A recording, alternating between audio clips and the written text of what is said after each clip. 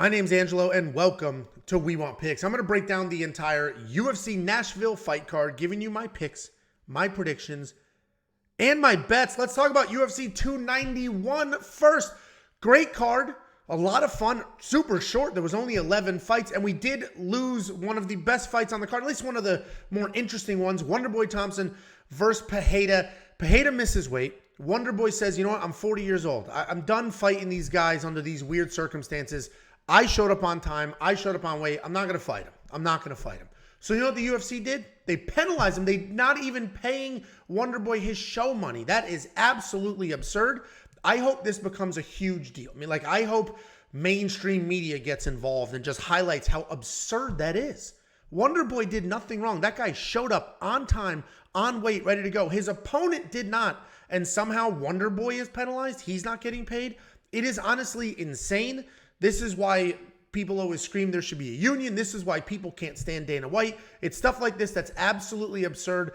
Hopefully it gets rectified the next few days and Dana's like, oh, that was just a rumor. That wasn't true. That wasn't. Of course hopefully it's some nonsense like that. If not, I hope this blows up, like national attention, because you're going to do that to a company guy like Wonderboy. It's absolutely nuts. Anyway, that's the bad news. The good news is we did well last night. I made a smidge. Jacob made a bucket. His lock of the week hit. The safety parlay hit again. That is 3 safety parlays in a row. And if the only thing you did was tail those safety parlays the last 3 weeks, you'd be up 2.22 units.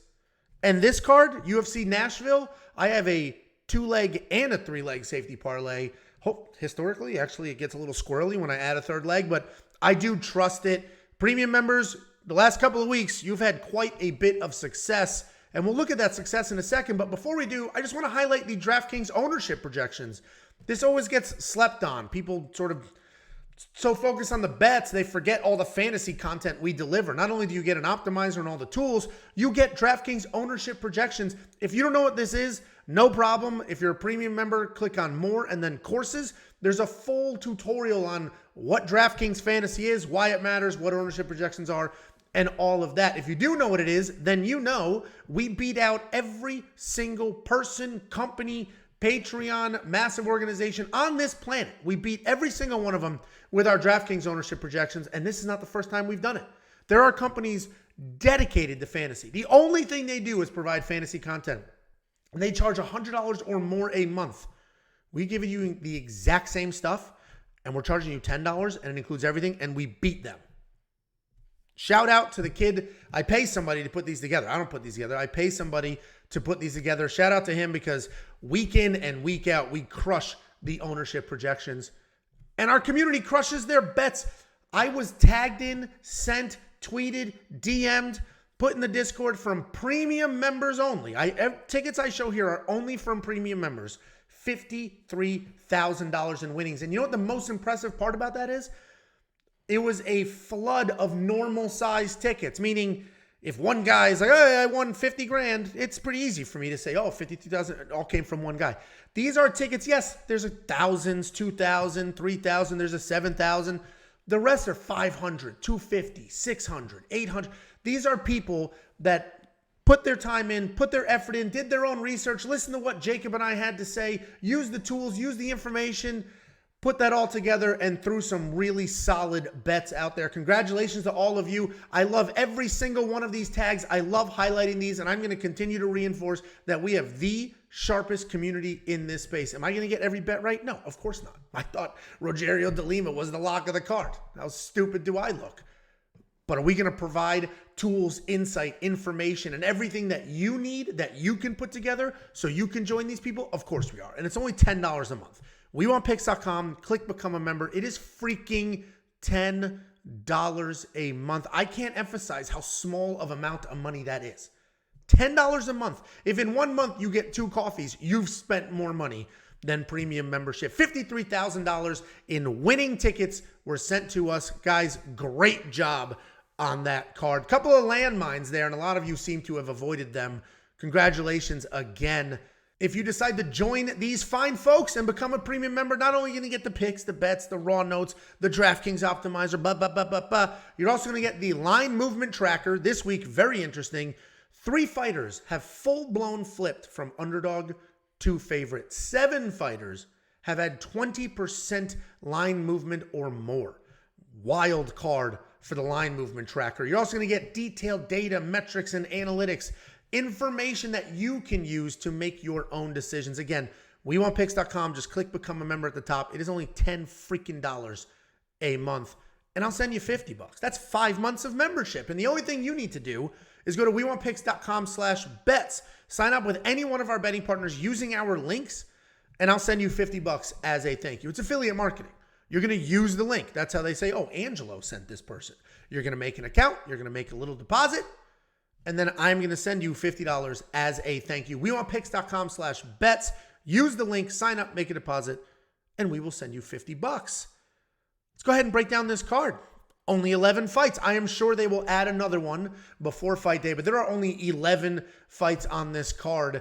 And anytime you have 11, it gets super sketchy because you don't know what's going to happen at weigh-ins, and then you're down to 10. 10 is like the literal bare minimum that you could have. There's 6 fights on a main card, at least for a fight night. Anyway, let's go ahead and break this down. Opening up UFC Nashville, we have Ode Osbourne taking on Asu Almabaev. Ode Osbourne is a southpaw striker. He uses range really well to keep people at the end of his punches. He's got a ton of power, great finishing ability, especially at 125 pounds. He has 5 wins in the UFC with takedowns in 3 of them. And most recently, he used that grappling, used those takedowns to win out a close decision against Charles Johnson. He's taking on Asu Almabaev. This guy's a flashy striker and then a dominant wrestler. He can control the striking range and even work in spinning attacks before he's shooting big takedowns and controlling on top. He doesn't go looking for submissions, but he does do a great job grabbing them and snatching them up in scrambles. He is strong. He sets a nice pace, and he has plenty of cardio. He's taking on Ode Osbourne, as I mentioned. And this is going to be an interesting fight because Ode is a very good fighter. This is a tricky UFC debut for Asu. Hey, I could make a rhyme out of that. Anyway, we know that Ode has power. We know he can wrestle when he needs to, but I think he's going to be completely outmatched here. I think Asu is going to hang in the striking, and then he's going to work in those big slam-style takedowns that you're going to see on the tape. What he does a great job of is elevating his opponents, literally lifting them off the mat. I've been wrestling my whole life, and that's one of the things you teach these kids, to bring them back to the mat, lift them up, get them off the mat, get their feet off the mat, and Asu does that. Not only will he pick you up if he shoots a nice takedown, if he has you against the cage, he takes you down, you stand back up, boom, he pops up with you, takes you off the mat, brings you back down. That is going to exhaust Ode. That is going to frustrate Ode. And I think Asu gets this done. Ode potentially can open himself up to a submission in one of those scrambles, trying to get back to his feet. I trust Asu, even though it's a UFC debut. I have a half a unit on him at -155. Then we have Cody Durden taking on Jake Hadley. This is another interesting fight. You're going to hear a lot from me on this card. I obviously just opened with a favorite that I trust. There's a whole bunch of underdogs on this card. Every single fight on this card, you can make a valid argument for the underdog. This is going to be one of them because we got Jake Hadley. This guy's a striker. He rounds himself out with slick BJJ. He's got solid boxing, good timing on his feet, and then he's got decent takedowns and aggressive BJJ on the ground. Hadley is a very good fighter. He's got titles in multiple regional promotions before coming to the UFC. He can strike, he can grapple, and he can stick to a high pace for 15 full minutes. He's coming off that win over Malcolm Gordon where he needed just a minute to get the knockout. He's taking on Cody Durden. This guy's a heavy-handed wrestler. He's averaging almost 6 takedowns per fight. He likes to come forward, throw big looping power shots, and then look for those takedowns. He's going to chain wrestle. He's going to continue diving at legs until he gets it to the ground. While his wrestling can be nonstop pressure, he's pretty loose on top. He doesn't have a lot of control. He is coming off that win over Charles Johnson where he had 11 takedowns.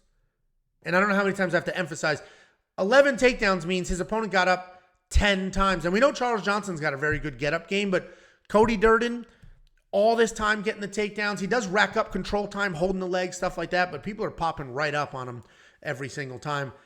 This is a much tougher pick than the odds. The odds have Jake Hadley at almost a 2-1 favorite. And I agree, he's the better overall fighter. He's certainly the more dangerous one. We've seen him get taken down in almost every single fight, though. He has been taken down 5 times in 4 fights. He's given up 12 minutes of control time.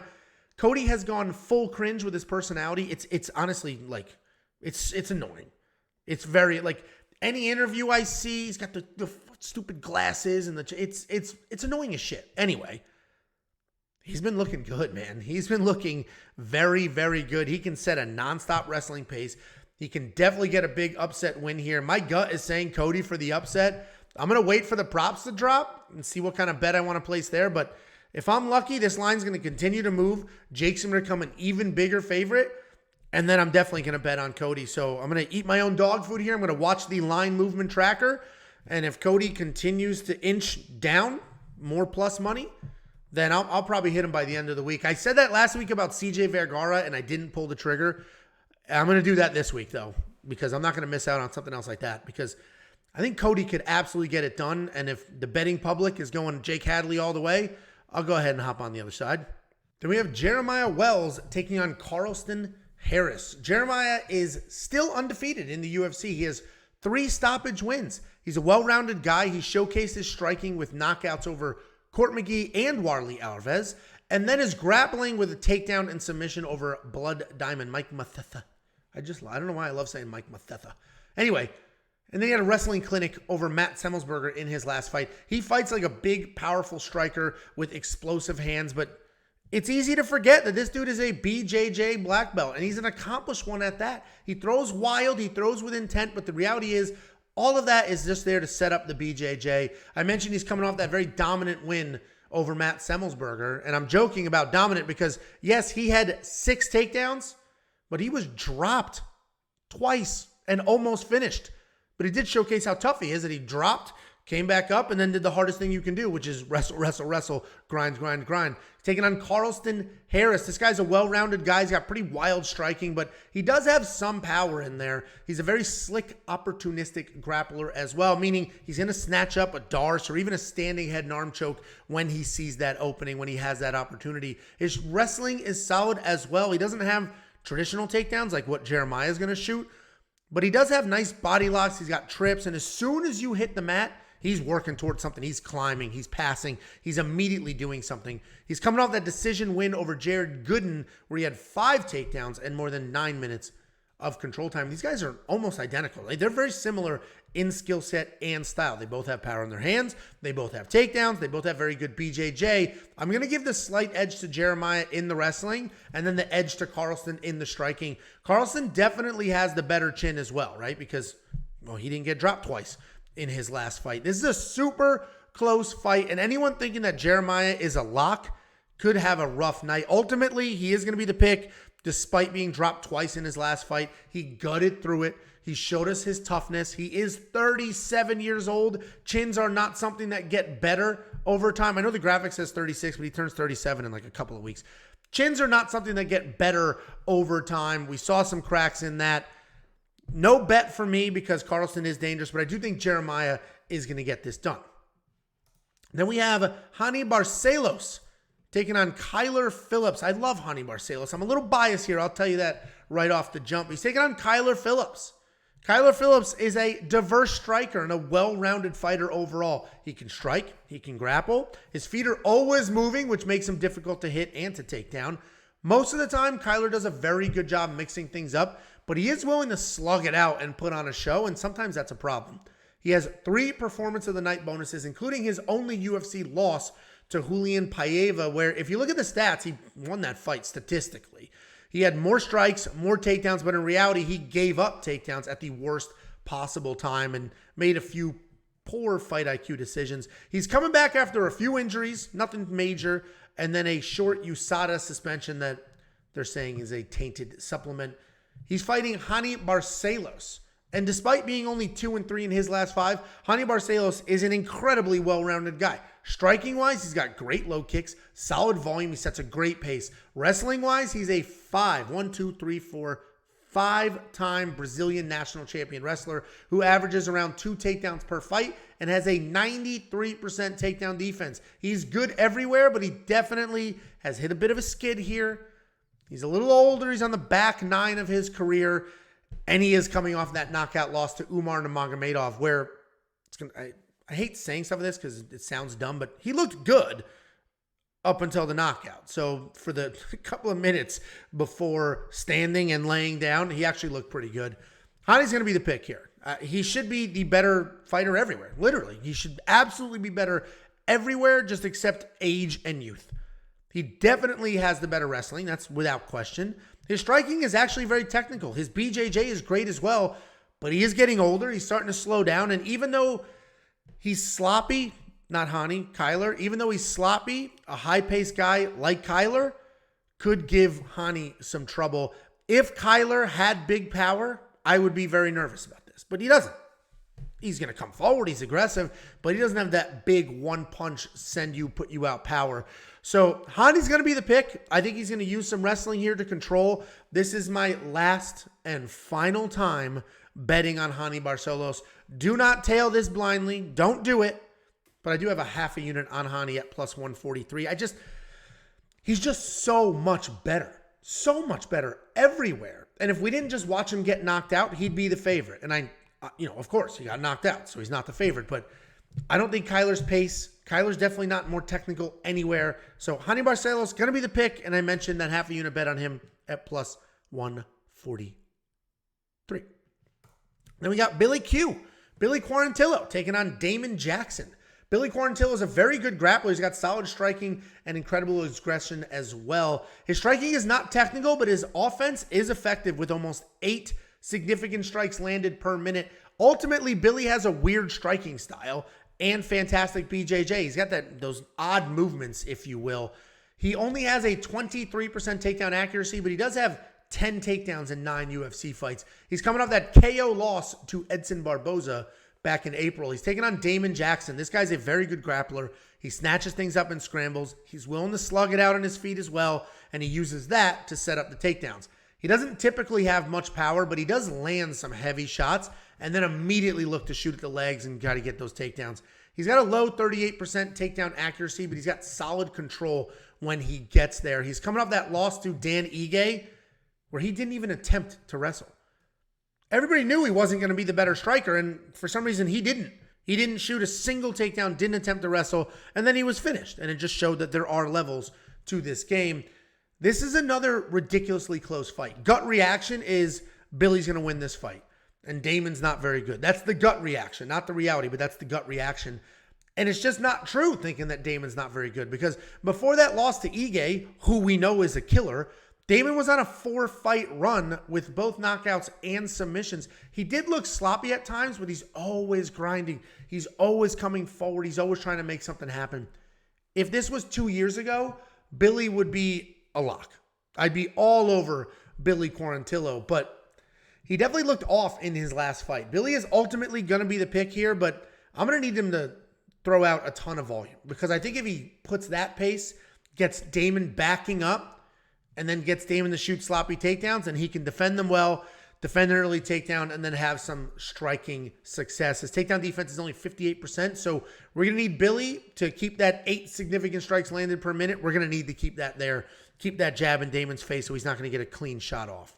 Then we have Ignacio Bahamondes taking on Ludovit Klein. Ignacio Bahamondes is huge. This guy is 6'3" at lightweight, and yeah, he's tall, skinny, of course. How could he not be? But he doesn't have that frail, gonna die vibe like Sean Woodson does. Sean Woodson, that fight's canceled, at least as of right now, he looks skinny and awkward. Not Ignacio. Ignacio just big as hell for this weight class. He's a very good striker with incredible volume, decent power. He's got really good footwork and head movement, and that protects him from other people's power shots. And he's got solid takedown defense as well at 95%. His takedown offense, however, horrendous 0%. Sometimes you'll see 0% because they never shot a takedown. No, he's tried. He just can't get them. And in fact, he's 0-4 in the UFC on takedown attempts. He's coming off the decision win over Trey Ogden, where he actually looked really sharp, had solid leg kicks, and he more than doubled Trey's strikes. Ludovit Klein, his opponent, is a very good striker. He's smooth, fast, he's accurate. He does a really nice job keeping fights technical and then hiding kicks behind his jab. He never throws anything lazy or even gets out of position. He has a solid 81% takedown defense, and he will look to offensively wrestle if he's losing the striking exchanges. He's coming off that draw to Jai Herbert, where a mid-first round cut really threw off some of the judging there. He did work in 2 takedowns, but was only able to get 3 minutes of control time out of it. I'm a big Ludovit guy. I love Ludovit. I think his striking is very technical, and then when he's on, he is on. He could be a problem for a lot of people, but this is a really tough fight for him. Ignacio is massive. He uses that length really well to snatch up submissions and keep you at distance striking. I love Ignacio in this fight. I think the minus 200 odds are appropriate. I think Ignacio dominates this fight. I think he's just going to be too big, too long, too slick in the grappling. His takedown defense is absolutely incredible. And if Ludovit gets touched up, he's going to shoot some sloppy takedowns and potentially get submitted by those ridiculously long arms of Ignacio.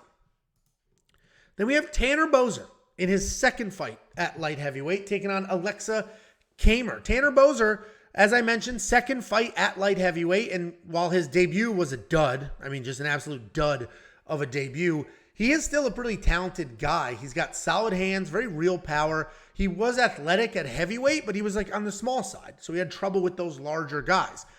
Now he's at light heavy, and he shouldn't have that much trouble pushing these guys around, or at least he's not going to be undersized for the division. He's got solid striking differential of 4-2, and while he has a 61% takedown defense, he has 0 recorded takedowns, no offensive takedowns in the UFC. He's taking on Aleksa Camur. This guy's a technical striker. He is coming back after 2 years away. He's mostly a striker, but he does work in grappling when he needs to. He's fast. He throws solid straight punches. And while he's not sort of a wrestler by trade, I mentioned he will work in those takedowns. He had a few of them against Nick Negumereanu in that split decision loss 2 years ago. He landed more strikes in that, and he almost had a handful of takedowns if it wasn't for fence grabs. He had Nick basically down and done, and Nick fingers through the fence, boop, popped up, didn't get the recorded takedown. But Aleksa Camur, the layoff is a bit concerning. I know Tanner Boser's 1-4 in his last 5. He's coming off that quick knockout loss to Jan Kutalaba. I understand that Tanner Boser is athletic. He's more active. He's going to be the bigger guy, but I don't know who in the world is laying out minus 185 on him. Tanner Boser. Freudian slip there. Tanner Boser is minus 185. This guy is almost a 2-1 favorite. The 1-4 in his last 5. The unconscious on the floor in the last fight, Tanner Boser. I get it. Aleksa hasn't fought in 2 years, but frankly, if he did fight in the last year, I would hammer him as an underdog. If I had seen something out of this guy in the last year, I'd be all over him as an underdog. And I still think he wins this fight. I think he's going to be the more technical striker. I think the takedowns, he can get those going as well. And plus 160 is so appealing. I'm so close to doing something with that, but the problem is 2 years away. We just don't know what he's going to look like. Why all of a sudden, yeah, I'm back. Let me go.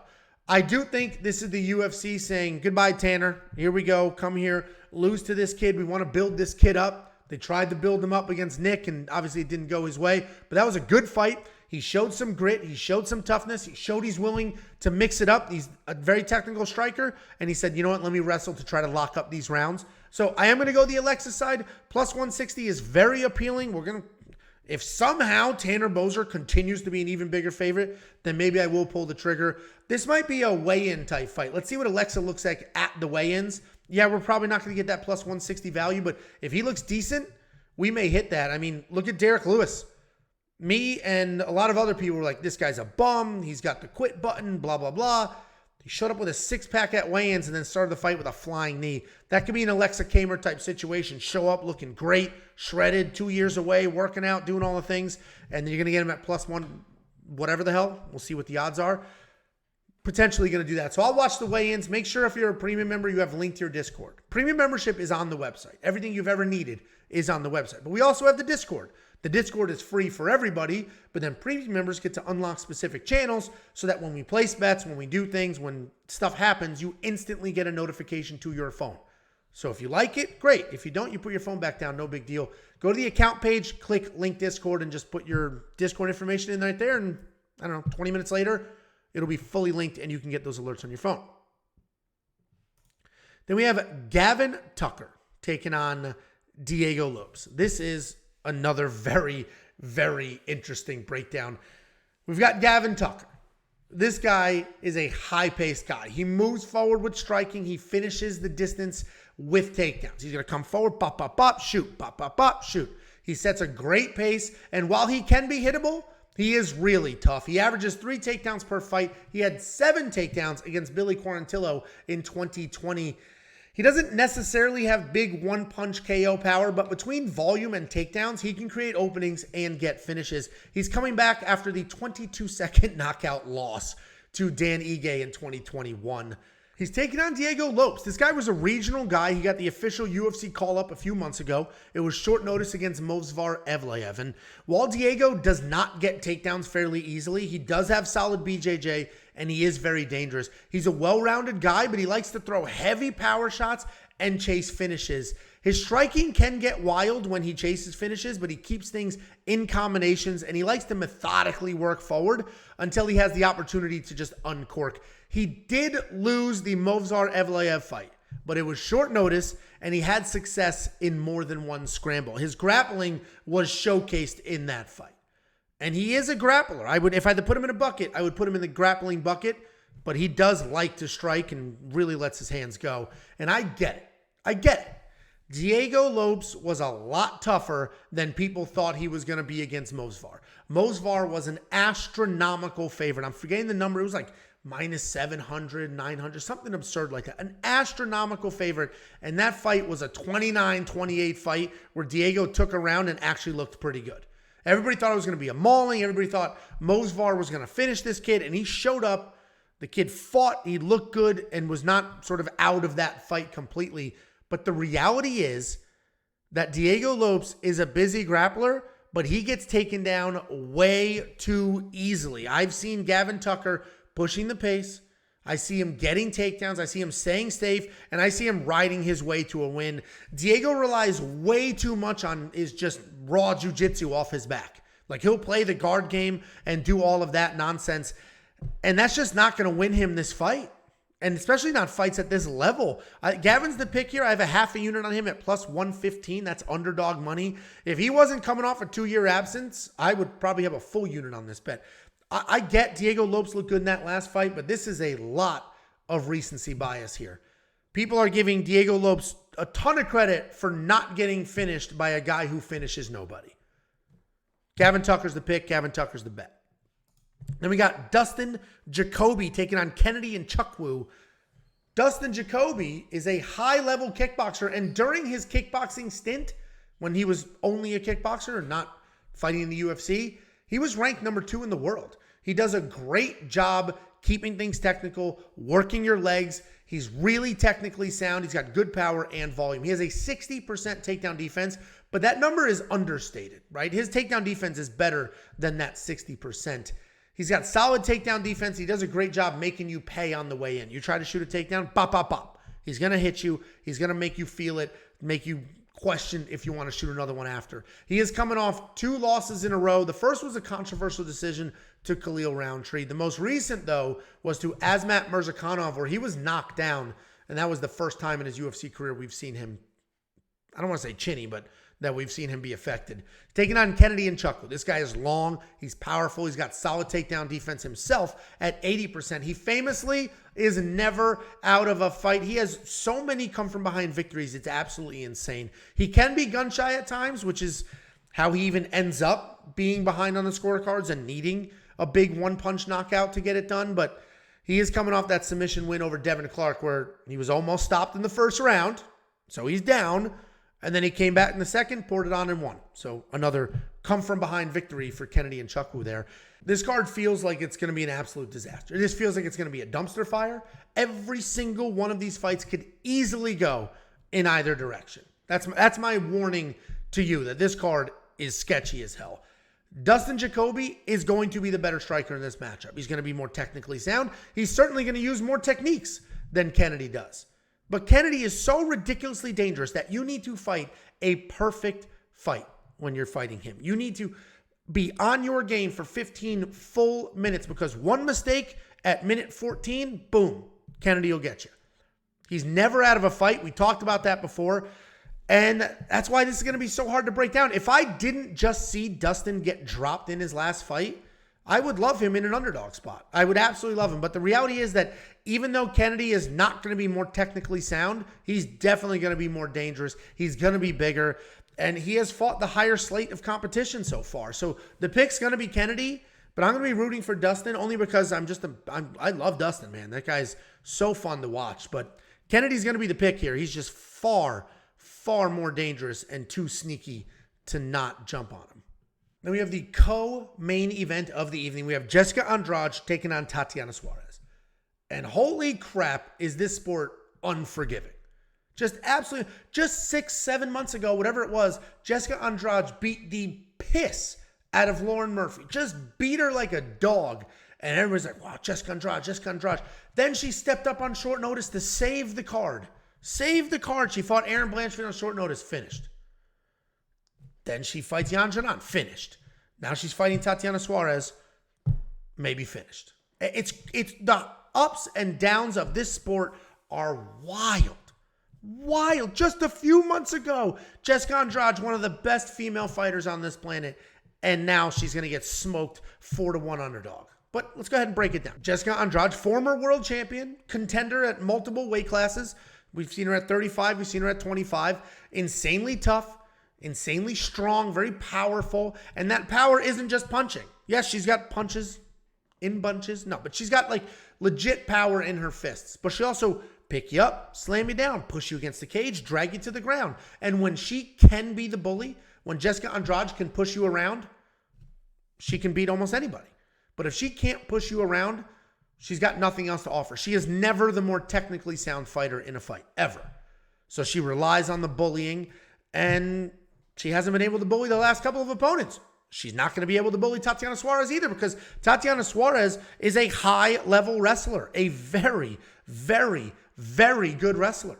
She's going to come forward. She's going to get the takedowns. She's averaging more than 6 takedowns per 15 minutes. She had 4 years away, multiple major issues, surgeries. She came back and then submitted Montella De La Rosa in the second round. She has 6 wins in the UFC with a total of 24 takedowns. Striking is just okay, but it doesn't even matter because her wrestling is such incredibly high level. Tatiana Suarez is going to come forward, get the takedowns, beat up Jessica, potentially submit her. Tatiana Suarez is minus 450. She should be minus 1,000. I'm telling you, parlay Tatiana Suarez now before the line takes off. A sketchy card like this, I mean, you're looking at the lock. You're looking at the guaranteed win on the card. It's MMA, nothing's guaranteed. But as far as MMA is concerned, Tatiana Suarez is as close to a guarantee as you're going to get. Minus 450 is honestly a discount. I hope we get a 2.5 round line because these are female fighters, and I'm going to go ahead and hit the under. Tatiana Suarez is going to take her down, beat her up, probably win by submission. Then we have the main event, short notice main event. Rob Font stepping up on short notice because Umar Nurmagomedov had to back out. It's probably, 2 weeks? So it's short notice, but it's not 2 days. We got Cory Sandhagen taking on Rob Font. Cory Sandhagen, very active striker. He's landing almost 6 significant strikes per minute. He's got deceiving power, solid techniques. He's very fluid. He's fast, very good with combinations and variety as well. He's going to throw punches, kicks, elbows, knees, and he's going to mix up where those land. He's athletic. He's tough. He rounds it all out with solid BJJ. Cory is dangerous. He's not a guy you're just going to get out of there whenever you want to, and he's a hard night out for pretty much anybody. I am repeating the word tough in this breakdown. I've said it multiple times, and I'm doing that on purpose because it matters very much in this fight. He's coming off that dominant win over Chita Vera where he almost tripled his strikes and he had 3 takedowns. The scorecards make it look like it was close. It was not close at all. He's taking on Rob Font. Rob Font is a gritty Northeast guy. He's tough. He's a technical striker. He's got a solid chin. Not really a ton of power, though. He is primarily a boxer, so you're not going to see him do a ton of kicking or wrestling. But he doesn't need to because his hands are so clean. His boxing is so fast, and he works in and out of the pocket so well that he doesn't really need to go anywhere else for his techniques. If you look at his stats, he has a fantastic volume of 6.5 significant strikes landed per minute. He's coming off an incredible knockout win over Adrian Yanez, where he was outstruck early, but stuck the jab and rocked Yanez before finishing him. Rob Font is insanely tough. He never slows down. He never gives up, and he will keep his power. But he's older. He's on the back 9 of his career. And even though you're going to see that knockout win in his last fight, he was a step behind every strike before that. Before that knockout, it looked like Adrian Yanez was going to run away with that fight. I think Cory's going to be too busy. I think he's going to work in the wrestling well enough to get the win. Rob, in all likelihood, is going to be the better pure boxer, but I trust Cory to make this a true MMA fight, not just a technical boxing match. Not to mention that Rob is stepping up on short notice. So Cory's the pick. Font is going to be dangerous, as he always is, but he's not more dangerous than Cheeto Vera, and Cory just dominated Cheeto. So Cory's the pick, and he's a very, very confident pick for me. You'll see this is at catchweight, and I think that benefits Cory as well because he's going to be the much larger guy. Guys, let me give you $50. I'll send it to you. Cash App, PayPal, Venmo. I pay out thousands of dollars a week. All you need to do is go to WeWantPicks.com/bets. Use our link to sign up with any one of our betting partners. Make a deposit, and then I send you $50 as a thank you. It's affiliate marketing, right? They're going to pay me. I'm going to break off a chunk of that and give it right back to you. WeWantPicks.com/bets. Use that money. Become a premium member. Premium membership is so much more than just copy-paste some bets. We have courses. We have a DraftKings course. One of the number one questions we get and the most, misunderstood thing that we do is breaking down DraftKings Fantasy. We have a full beginner's guide course to DraftKings Fantasy, telling you what it is, how it works, explaining all the terms, walking you through the process so that you can do that, you can learn about that. That is available to you right now in premium membership, as is the line movement tracker. This week has had some very interesting movement, as are the 38 columns of detailed data, metrics, and analytics, as are the other analysts, both Artem, Pick Doctor, breaking down fights. Artem's giving you all the non-UFC stuff. Pick Doctor is working on an AI that hopefully we don't need to be here picking fights because a robot's going to be doing it. WeWantPicks.com. Click Become a Member. It is only $10 a month.